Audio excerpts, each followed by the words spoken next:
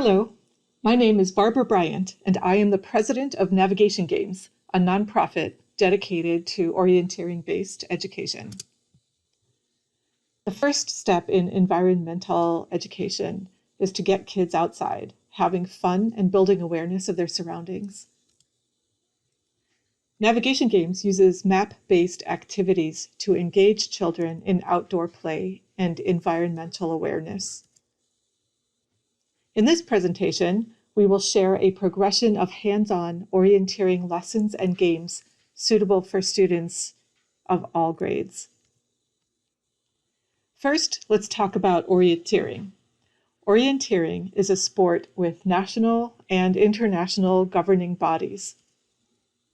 In orienteering, competitors use a specially made map to find checkpoints or controls in order. Races are held in forested or urban areas. In addition to foot orienteering, there is mountain bike orienteering and cross-country ski orienteering, as well as an adapted sport called Trail O. In score orienteering, instead of visiting checkpoints in a prescribed order, you get to as many as you can in any order within a given time limit. The United States sends teams to international championship competitions each year. Navigation Games has been fortunate to have former U.S. team members on our staff. Our staff member, Ethan Childs, coached the Cambridge, Massachusetts orienteering team to victory in the National School Championships. In 2014, the United States Olympic and Paralympic Committee, responding to dropping youth sport participation and increasing inequity in access to athletic opportunities, created the American Development Model, advocating universal access and fun, engaging, and progressively challenging activities that are developmentally appropriate. Orienteering USA has adapted the model to orienteering. Our lesson progression is aligned with stages 1 and 2 of the orienteering development model. Our programs are experiential. Our activities start off with a minimum of instruction and allow failure and discovery within the experience. We build in time for reflective discussion. Students identify the skills they are learning and how those relate both directly and metaphorically to other areas of their lives. For this progression, our staff deconstructed orienteering to create a set of learning goals shown here, and then build the curriculum to engage children in outdoor play, develop spatial awareness, and build competency at navigation in both familiar and unfamiliar terrain. During the pandemic, we provide the materials for each person in a reclosable, water-resistant envelope. This includes our animal strips, maps, and a timing card. The envelope is labeled with their name and is brightly colored, so kids enjoy exploring their kit. In the beginning, they often marvel at the more advanced maps that they will be able to use by the end of the progression. Our first activities address safety. We run the boundary of the initial play area and practice gathering in response to a signal. Our animal orienteering activity starts by finding all the animal pictures in the area, then finding them in the order shown on a card. Children go at their own pace. We encourage them to try the same course again to see if they can get faster, and even do it from memory.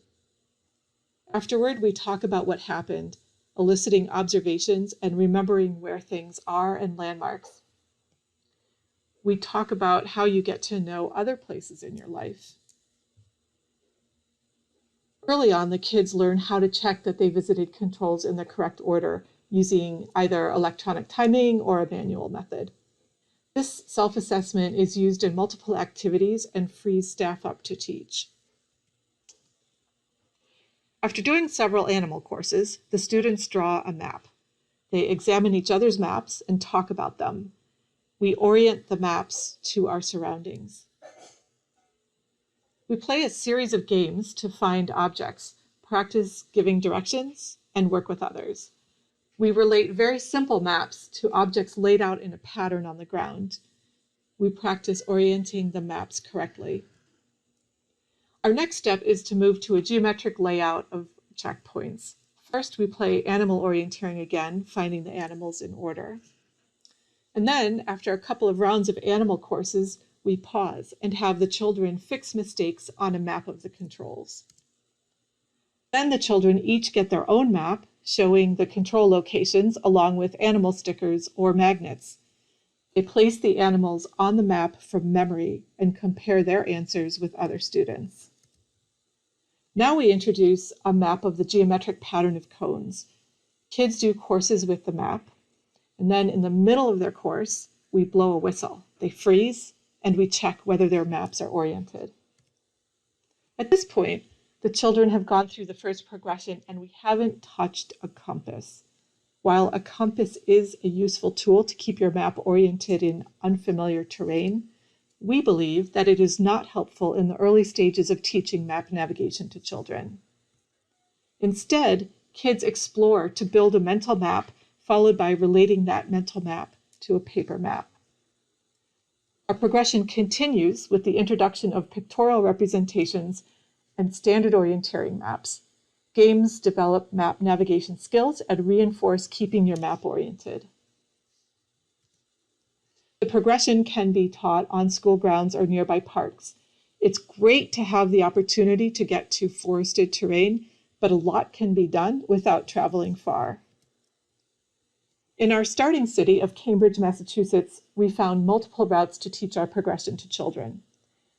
For example, we taught 4-session orienteering PE classes to children in all public elementary schools.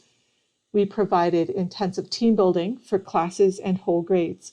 We taught after-school classes. We coached teams at the middle and high schools. 12 teens work with us each summer to learn orienteering and teach it to younger children at summer camps. We run professional development workshops for teachers. Orienteering activities are a great way to let kids get together and play, even if school is operating remotely. During the pandemic, orienteering provides a naturally distanced outdoor activity. We follow state and local guidelines, and in addition, we've developed these approaches for COVID-19. I've already described how kids get their own personal set of equipment. We work with smaller cohorts than usual. We have fewer and longer sessions. We minimize transportation. We enable teachers to teach without us. Athletics are still happening in person even when high school or middle school is remote, so it's a chance to get together with the kids. We also can do community building with younger kids by meeting in local parks, even if their school is operating remotely. And there is COVID-19 linked funding that is appropriate for what we're doing to pay our staff members and to provide opportunities for kids to have safe and healthy outdoor activities. We've also developed independent and virtual orienteering options. At the elementary school level, we have an at-home orienteering series, which is delivered live online. And for middle school and above, or for younger children with their parents, we've got neighborhood orienteering, and then a remote control version where runners with no map are told by kids online with the map where to go. We have resources available on our website and at the Orienteering USA website that includes lesson plans, reference material, how to make maps, how to draw courses on the maps, and where to get equipment. Please contact us or visit our website if you would like to learn more. Thank you very much.